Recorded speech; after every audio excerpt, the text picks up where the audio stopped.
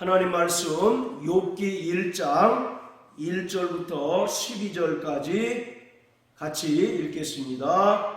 시작. 우스 땅에 욥이라 이름하는 사람이 있었는데 그 사람은 순전하고 정직하여 하나님을 경외하며 악에서 떠난 자더라. 그 소생은 남자가 7이요 여자가 3이며 그 소유물은 양이 7천이요 약대가 3천이요 소가 500결이요 암나귀가 500이며 종도 많이 있었으니 이 사람은 동방 사람 중에 가장 큰 자라. 그 아들들이 자기 생일이면 각각 자기의 집에서 잔치를 베풀고 그 누이 셋도 청하여 함께 먹고 마심으로 그 잔칫날이 지나면 욥이 그들을 불러다가 성결케 하되 아침에 일어나서 그들의 명수대로 번제를 드렸으니 이는 욥이 말하기를 혹시 내 아들들이 죄를 범하여 마음으로 하나님을 배반하였을까 함이라.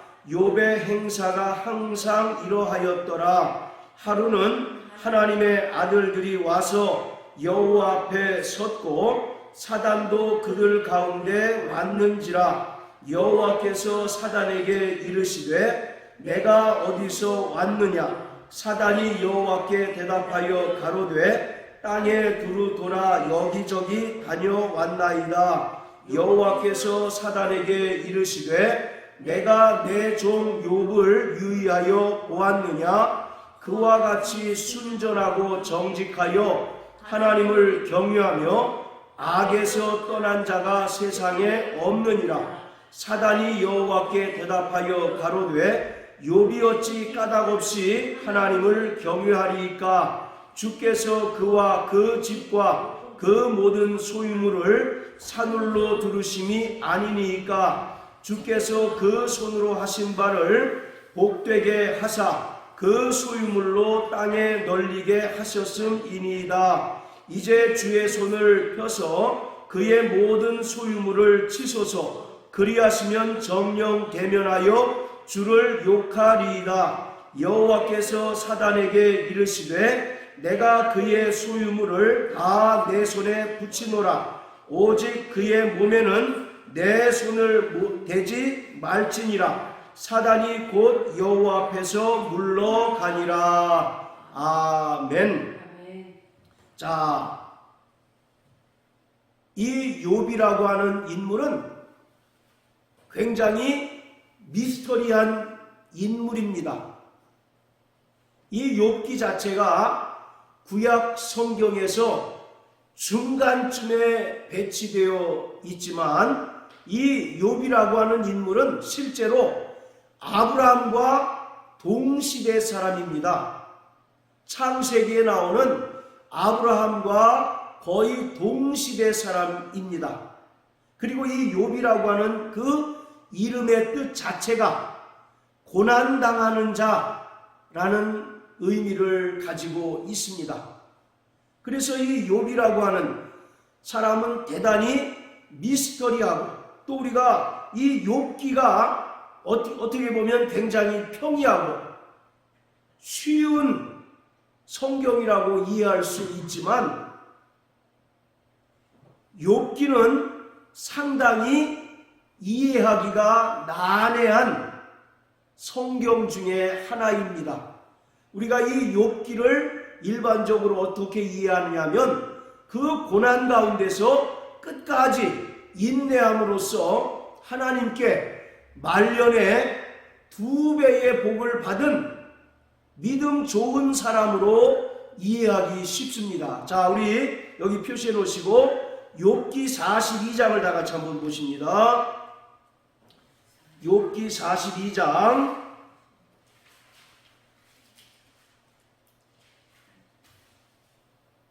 자, 10절부터 12절까지 읽겠습니다. 시작. 욥이 그 벗들을 위하여 빌매 여호와께서 욥의 곤경을 돌이키시고 욥에게 그 전 소유보다 갑절이나 주신지라. 이에 그의 모든 형제와 자매와 및 전에 알던 자들이 다 와서 그 집에서 그와 함께 식물을 먹고 여호와께서 그에게 내리신 모든 재앙에 대하여 그를 위하여 슬퍼하며 위로하고 각각 금 한 조각과 금보리 하나씩 주었더라. 여호와께서 욥의 모년에 복을 주사 처음 복보다 더하게 하시니 그가 양 1만 4천과 약대 6천과 소 1천 결의와 암나귀 1천을 두었고. 자, 12절에 보면 10절에도 욥에게 그 전 소유보다 갑절이나 주셨다라고 말합니다. 그리고 12절에 보면 하나님께서 욥의 모년, 즉 말년에 복을 주셔서 처음 복보다 더하게 하셨다라고 말합니다. 그러면서 그 뒤에 나오는 양과 약대와 소와 암나귀의 그 마리수를 보면 욥기 1장에 나타난 그 마리수보다 정확하게 2배인 것을 볼 수가 있습니다.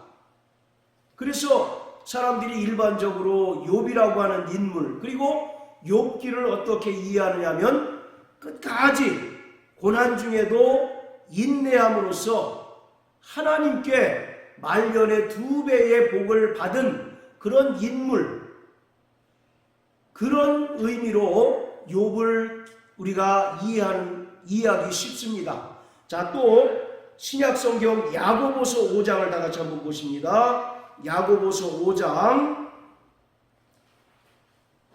자, 야고보서 5장 11절 시작. 보라, 인내하는 자를 우리가 복되다 하나니 너희가 욥의 인내를 들었고 주께서 주신 결말을 보았거니와 주는 가장 자비하시고 긍휼히 여기는 자신이라. 자, 종말을 살아가는 성도들은 하나님의 약속의 말씀을 의지하고 끝까지 인내하는 자이어야 하는데, 야고보는 바로 인내의 대표로 욥이라고 하는 인물을 꼽습니다. 그래서 욥의 인내를 들었고 주께서 주신 결말을 보았거니와, 여기서 주께서 주신 결말을 보았다라고 하는 말은 우리가 먼저 읽은 욥기 42장에서 하나님께서 욥의 말년에 2배의 복을, 갑절의 복을 주신 것을 말하고 있습니다. 그래서 이 말씀을 근거로 해서 사람들이 욥이라고 하는 인물은 고난 가운데서도 끝까지 인내함으로써 하나님께 갑절의 복을 받은 자다, 이렇게 이해하고, 그래서 우리도 고난 가운데 끝까지 인내함으로써 하나님께 복받는 인생을 살자, 이런 측면으로 욥기를 이해를 합니다. 자, 다시 욥기로 돌아가서 욥기 1장으로요. 이렇게 이해하는 것은 이 욥기를 50% 정도밖에 이해를 못하는 것입니다. 아니, 그 이하로 욥기를 이해를 하고 있는 거예요. 욥기는 물론 하나님께서 말년에 욥에게 갑절의 복을 주셨다라고 하는 것도 중요한 내용이지만, 더 중요한 영적인 의미는 신실한 믿음의 사람들에게도 과연 고난이 임하는가, 그리고 하나님께서 신실한 믿음의 사람들에게 고난을 주시는 목적이 무엇일까, 그리고 하나님의 백성들, 또 구원받은 하나님의 자녀들이 이 땅에 살아가는 동안 수없이 많은 고난을 당할 때 왜 하나님께서는 고난당하는 성도들을 외면하시고 또 모르는 채 하는 것 같이 보일까라고 하는 것이 이 욥기 전체의 주제인 것입니다. 그래서 욥기가 우리에게 주는 영적인 교훈은 이 땅에 살아가는 모든 인간, 특별히 구원받은 하나님의 자녀들이 결코 스스로 육체의 행위를 통하여 의로워질 수 없고, 또 스스로 의로워지려고 하는 자들에게 하나님께서는 고난이라고 하는 방법을 통해서 스스로 의로워질 육체가 없고, 오직 하나님께서 베풀어 주신 그 은혜로 말미암아 비로소 의로워질 수 있고, 모든 인간은 하나님의 은혜만을 의지하며 살아갈 수밖에 없는 존재라고 하는 사실을 욥기를 통해서 우리에게 깨닫게 하시는 것입니다. 마태복음 7장 13절 14절에 보면 이 세상에는 두 갈래 길이 있다라고 말씀합니다. 좁은 길과 또 넓은 길 두 갈래 길이 있어요. 그래서 생명으로 인도하는 문은 좁고 협착하여 사람들이 그 길을 환영하지 않는다라고 말합니다. 여기서 협착하다라고 하는 말은 우리가 일반적으로 좁다라고 이해하지만 헬라어로는 바로 고난이 많다라고 하는 의미입니다. 고난이라고 하는 말은 탈곡기라고 하는 말에서 유래가 되었습니다. 고난이라고 하는 헬라어는 탈곡기라고 하는 말에서 유래된 헬라어입니다. 가을에 농부가 추수해서 그 탈곡기에 벼이삭을 훑음으로써 알곡을 뽑아내듯이 하나님께서는 고난이라고 하는 방법을 통해서 하나님의 백성들을 천국 백성으로 또 알곡 백성으로 만드는 거예요. 그러니까 이 고난이라고 하는 것이 당장 당할 때는 고통스럽고 괴롭지만 하나님께서는 이 고난이라고 하는 방법을 통해서 이 땅을 살아가는 모든 구원받은 하나님의 백성들을 최고의 걸작품으로 다듬어 가시고 또 하나님의 백성으로 온전히 변화시켜 가는 것입니다. 그래서 시편 119편 71편에서 다윗이 고백하기를 내가 고난당하는 것이 유익이다라고 말씀하고 있습니다. 그리고 구원받은 성도들에게 고난이 없다면 그 사람은 바른 믿음으로 살아가고 있지 않다는 것을 깨달아야만 합니다.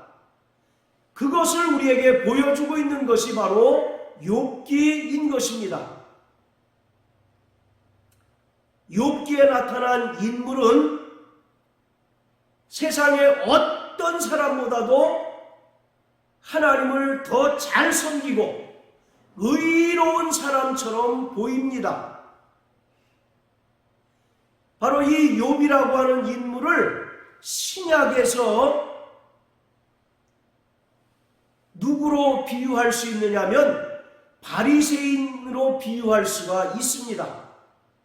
바리새인들이 어떤 사람입니까? 이스라엘 백성들로부터 존경과 또 추앙을 받는 인물들이에요. 그들은 철저히 세속적인 삶을 청산하고 하나님을 경외하고 또 육체의 행위로는 완벽에 가까운 사람들이었습니다. 그래서 예수님께서도 그들의 육체의 행위를 인정하셨어요. 예수님께서 바리새인들에게 말씀하시기를 너희는 참으로 겉으로는 완벽에 가깝다라고 이렇게 말씀하십니다. 그들은 일주일에 2번씩 금식하고 또 소득의 11조를 드릴 때에도 박하와 회양과 근처의 11조마저 정확하게 하나님께 11조를 드립니다. 그리고 누구보다도 구제에 열심이었고 또 구제할 때에도 오른손이 한 일을 왼손이 모르게 하라는 그 말씀처럼 경건하고 또 거룩한 모습으로 사람들에게 구제하였습니다. 그래서 모든 이스라엘 백성들의 존경과 또 선망을 한 몸에 받는 그러한 자들이었어요. 그런데 문제는 마태복음, 마가복음, 누가복음, 요한복음에서 예수님께서는 주로 바리새인들과 충돌하였던 것을 볼 수가 있습니다. 왜 그러냐면 바리새인들은 자기 육체의 행위로 의로워질 수 있다고 믿었던 자들입니다. 그리고 자기의 육체의 행위로 구원받을 수 있고 또 얼마든지 자신들은 천국 아랫목에 들어갈 수 있다고 자신했던 사람들이었어요. 그래서 예수님께서 이 땅에 오셔서 천국 복음을 전파하고 회개하고 구원받을 것을 선포했지만 그들은 철저히 예수님을 배척했습니다. 자신들은 하나님의 은혜 없이도 얼마든지 율법을 지키는 육체의 행위로 구원받을 수 있다고 자신했기 때문에 예수님께서 전파하신 그 은혜의 복음을 배척했습니다. 그래서 예수님께서 바리새인들에게 말씀하시기를 너희는 참으로 육체의 행위로는 거룩하고 경건하다. 그러나 너희 속을 들여다보면 온통 해골이 가득하고 시체 썩는 냄새가 가득하다라고 예수님께서 바리새인들을 맹렬히 책망하시고 비난하신 것을 우리가 사복음서를 통해서 볼 수가 있습니다. 이처럼 욥이라고 하는 인물은 신약의 바리새인들을 우리에게 보여주고 있는 인물이었어요. 자, 욥기 1장 1절에 보면 욥이라고 하는 사람은 어떤 사람이냐면 순전하고 정직하여 하나님을 경외하고 악에서 떠난 자였다라고 말합니다. 그러니까 이 세상에 어느 누구보다 더 하나님을 잘 섬기고 또 하나님을 경외하고 의로운 사람처럼 보였다는 것입니다. 자, 그리고 3절에 보면 욥은 동방에서 가장 큰 자다라고 이렇게 얘기합니다. 여기서 가장 크다라고 하는 것은 가장 큰 부자다라고 하는 그런 의미였어요. 그가 소유하고 있는 그 가축들을 보면 굉장히 부자였던 것을 알 수가 있습니다. 자, 그런데 이제 6절부터 상황이 급반전이 이루어지는 것을 볼 수 있습니다. 하나님께서 사단에게 말씀하시기를 사단아, 저 욥을 보았느냐? 이 세상에서도 누구보다 순전하고 정직하여 하나님을 경외하고 악에서 떠난 자가 없다라고 이야기했더니 사단이 9절에서 뭐라고 얘기합니까? 욥이 어찌 까닭없이 하나님을 경외하겠습니까? 하나님께서 그에게 주신 복을 인해서 하나님을 경외하는 것입니다. 만약에 하나님께서 그의 소유물을 다 치시면 그는 하나님을 원망하고 하나님을 대적하여 욕할 것입니다 라고 사단이 이야기를 합니다. 그랬더니 하나님께서 사단에게 12절 말씀을 통해서 욥의 모든 소유물을 다 사단에게 붙이셨어요. 그래서 13절부터 22절까지 보면 욥이 소유하고 있던 모든 소유물이 일시에 다 사라지게 되는 것을 볼 수가 있습니다. 그 많던 종들이 스바 사람들에 의해서 다 죽임을 당하였고 또 가축들이 다 몰살을 당했고 또 그 구중궁궐 같은 그 큰 집이 대풍에 무너지면서 그 생떼 같은 자식들이 다 깔려서 죽었습니다. 자, 그럴지라도 우리 22절 한번 다 같이 읽겠습니다. 1장 22절 시작. 이 모든 일에 욥이 범죄하지 아니하고 하나님을 향하여 어리석게 원망하지 아니하니라. 예, 바로 욥이 자신이 소유하고 있던 모든 소유물이 일시에 다 사라졌을지라도 하나님께 범죄하지 않고 하나님을 원망하지 않았다라고 말합니다. 자, 그런데 이제 2장에서 사단이 욥을 두 번째 시험을 합니다. 그 시험이 어떤 시험이냐면, 자, 우리 2장 6절부터 9절까지 읽겠습니다. 시작. 여호와께서 사단에게 이르시되 내가 그를 내 손에 붙이노라. 오직 그의 생명은 해하지 말지니라. 사단이 이에 여호와 앞에서 물러가서 욥을 쳐서 그 발바닥에서 정수리까지 악창이 나게 한지라. 욥이 제 가운데 앉아서 기와 조각을 가져다가 몸을 긁고 있더니 그 아내가 그에게 이르되 당신이 그래도 자기의 순전을 굳게 지키느뇨 하나님을 욕하고 죽으라. 자, 사단이 두 번째 욥을 시험하는데 이번에는 그 욥의 몸에 발바닥에서 정수리까지 악창이 나게 한 겁니다. 그래서 욥이 그 몸을 기와 조각으로 득득 긁고 있는 그런 상황이에요. 거기다가 욥의 부인이 욥을 핀잔을 줍니다. 9절에서 그래도 당신이 자기의 순전을 굳게 지키겠느냐? 차라리 하나님을 욕하고 뒤져라. 이렇게 이제 막 핀잔을 주는 거죠. 처음에 욥이 자기의 모든 소유물을 일시에 잃었을 때는 그래도 하나님께 범죄하지 않고 원망하지 않았다라고 얘기합니다. 그런데 두 번째, 사단이 그의 몸을 쳐서 발바닥에서 정수리까지 악창이 났을 때는 자, 어떻게 했느냐면, 자, 3장 한번 다 같이 보세요.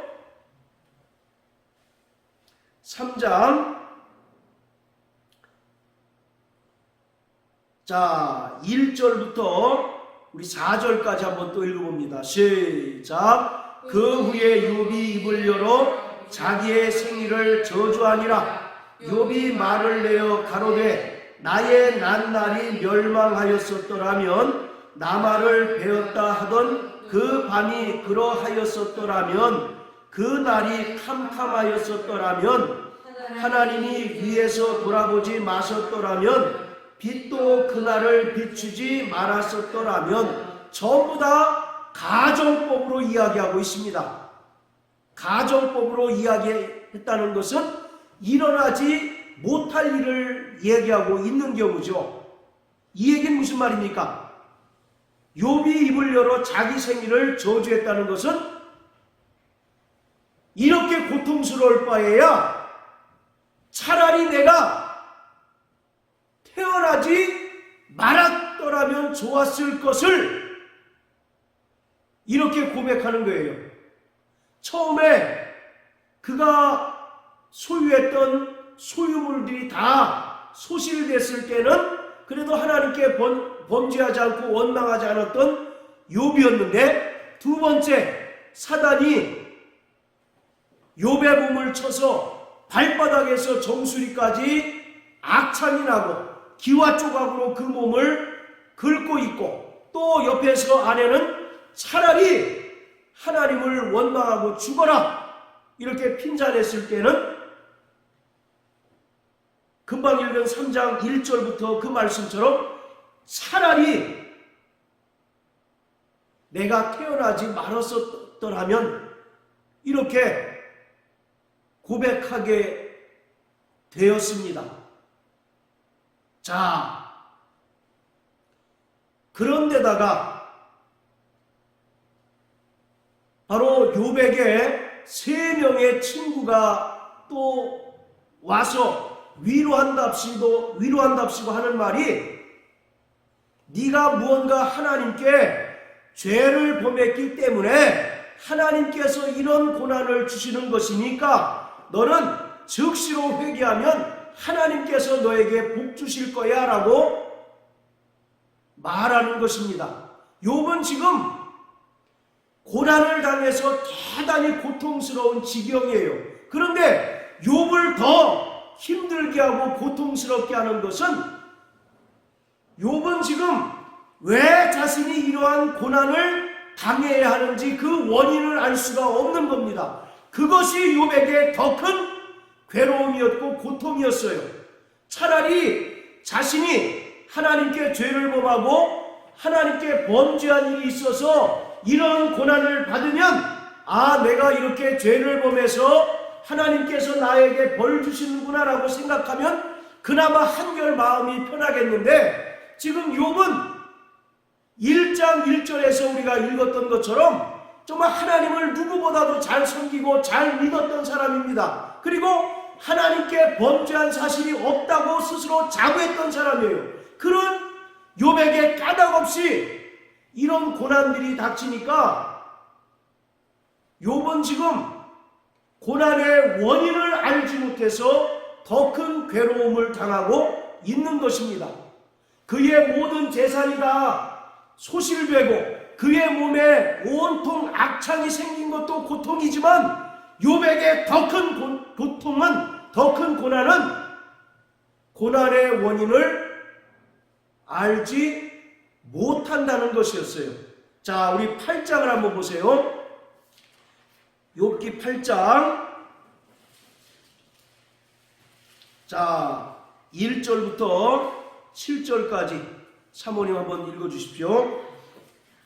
수학 사람이 빌닷이 대답하여 가로되 내가 어느 때까지 이런 말을 하겠느냐? 어느 때까지 내 입의 말에 광풍과 같겠는가?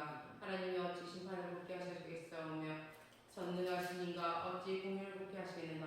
내 자녀들이 주께 죄하였으므로 주께서 그들을 그 죄에 붙이셨나니 내가 만일 하나님을 부지런히 구하며 전능하신 이에게 빌고 또 청결하고 정직하면 정령 너를 돌아보시고 내 의로운 집으로 형통하게 하실 것이라.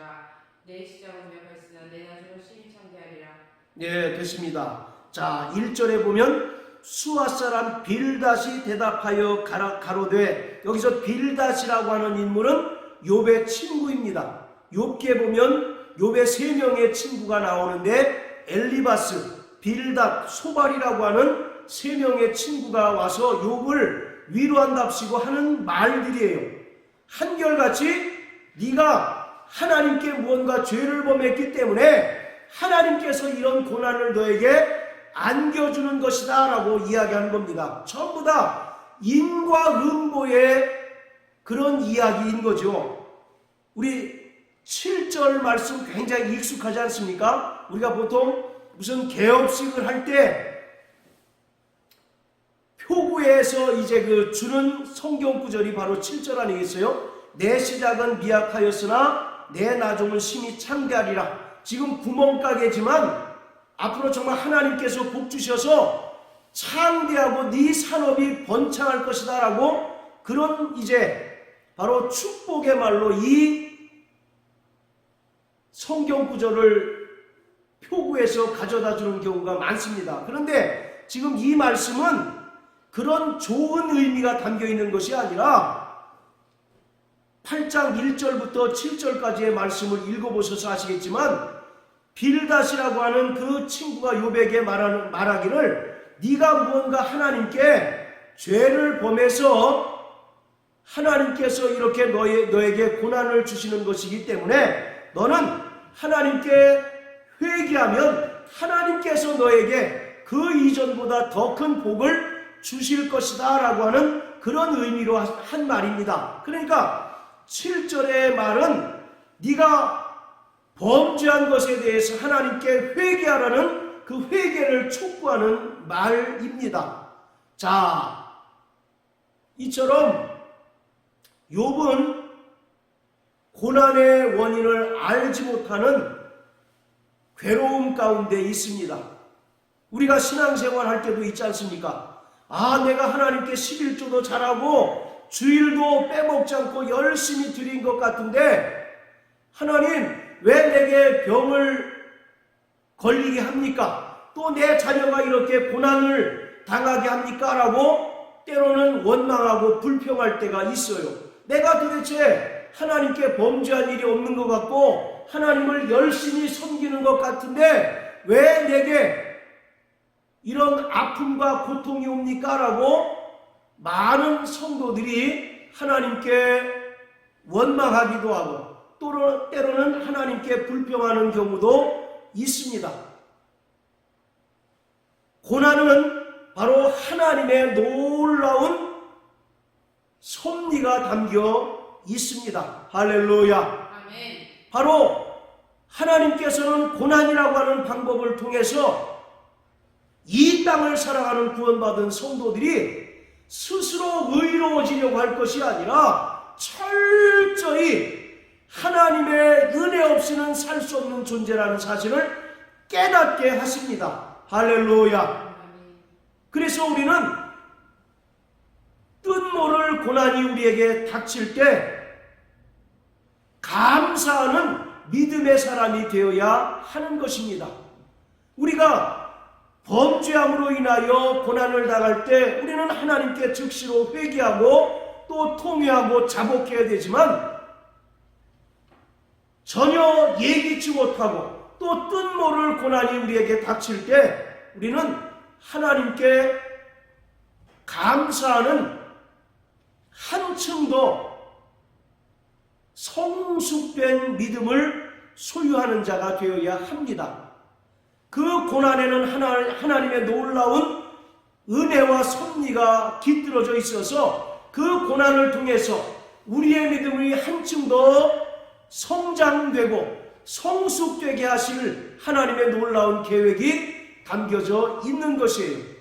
바로 욥기가 우리에게 가르쳐주는 그 교훈이 그것입니다. 자, 우리 욥기 38장을 다 같이 한번 보십니다. 욥기 38장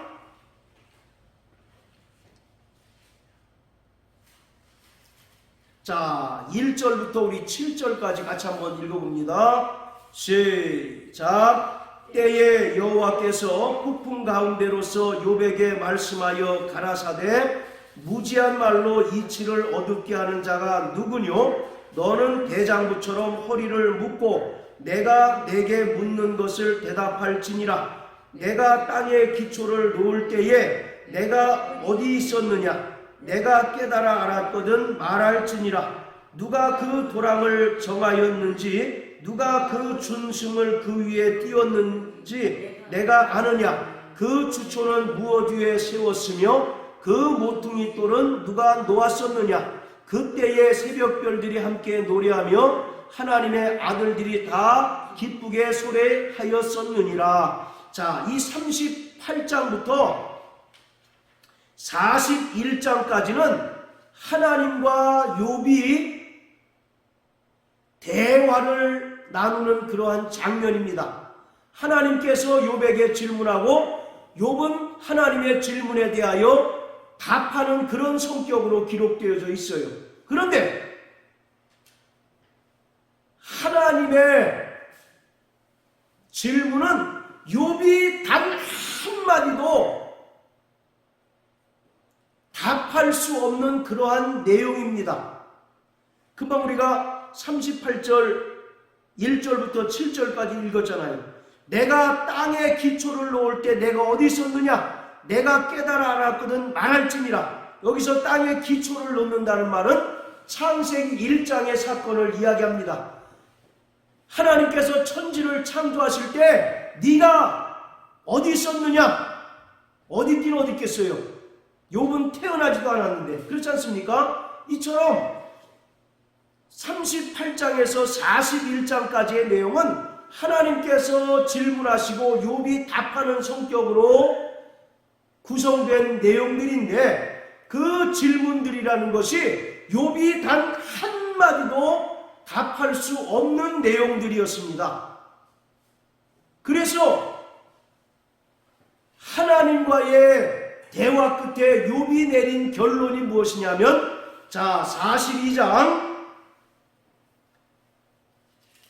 1절부터 6절까지 우리 같이 읽겠습니다. 시작. 욥이 여호와께 대답하여 가로되 주께서는 무소불능하시오며 무슨 경영이든지 못 이루실 것이 없는 줄 아오니 무지한 말로 이치를 가리우는 자가 누구니이까? 내가 스스로 깨달을 수 없는 일을 말하였고 스스로 알 수 있고 헤아리기 어려운 일을 말하였나이다. 내가 말하겠사오니 주여 들으시고 내가 주께 묻겠사오니 주여 내게 알게 하옵소서. 내가 주께 대하여 귀로 듣기만 하였사더니 이제는 눈으로 주를 배웠나이다. 그러므로 내가 스스로 하나고 티끌과 재 가운데서 회개하나이다. 6절 다같이 시작. 그러므로 내가 스스로 하나고 티끌과 재 가운데서 회개하나이다. 할렐루야. 이것이 바로 욥이 깨달은 바입니다. 하나님께서 욥에게 여러 가지 질문들을 하였는데 욥은 그것에 대하여 단 한마디도 답하지 못하고 그 질문들을 통해서 깨달은 것이, 아하, 나는 별 수 없는 존재이군요. 내가 그동안 스스로 의로운 척했고 스스로 하나님을 누구보다도 잘 섬기는 사람이라고 인정했지만 하나님 앞에 나는 불의한 자요, 하나님 앞에 나는 죄인일 수밖에 없는 자임을 깨닫습니다. 그러므로 내가 티끌과 죄 가운데서 회개합니다 라고 고백하는 것입니다. 할렐루야. 이것이 하나님께서 구원받은 성도들에게 또 욥에게 고난이라고 하는 방법을 통하여 역사하시는 이유인 것입니다. 하나님은 공연히 고난이라는 방법을 통해서 하나님의 자녀들을 괴롭히시는, 병 주시고 약 주시는 고약한 하나님이 아니라 그 고난을 통하여 더욱더 하나님을 의지하고 인간이 스스로 의로워질 수 없고 스스로 살 수 없는 존재라는 사실을 깨닫게 하는 것입니다. 그러므로 사랑하는 성도 여러분, 뜻모를 고난이 우리에게 닥칠 때 그 현실에 대하여 원망하거나 불평하는 자가 아니라 정말 감사하는 자 되시길 예수님 이름으로 축복합니다. 하나님께서 우리를 고난이라고 하는 방법을 통하여 시험하는 것은 우리에게 더 큰 은혜를 주시고 또 영원한 생명을 주시기 위함입니다. 그러므로 오늘 욥이 하나님과의 대화를 통해 깨달은 것처럼, 그러므로 내가 스스로 하나고 티끌과 재 가운데서 회개합니다 하는 고백이 오늘 저와 여러분들의 고백이 되시길 예수님 이름으로 축복합니다.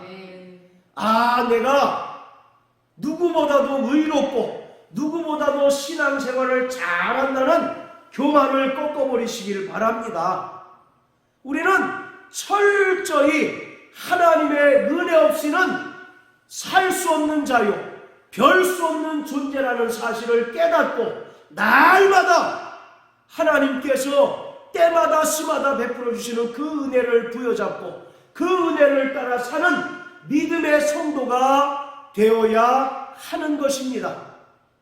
로마서 7장에 보면 사도 바울이 오호라, 나는 곤고한 자로다, 이 사망의 법에서 누가 나를 건져내랴, 이렇게 탄식하는 것을 볼 수 있습니다.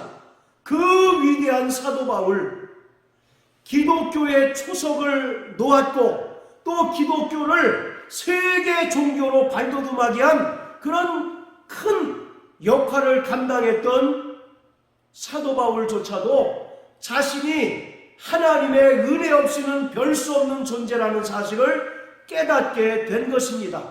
하물며 우리이겠습니까? 그러므로 날마다 하나님 은혜를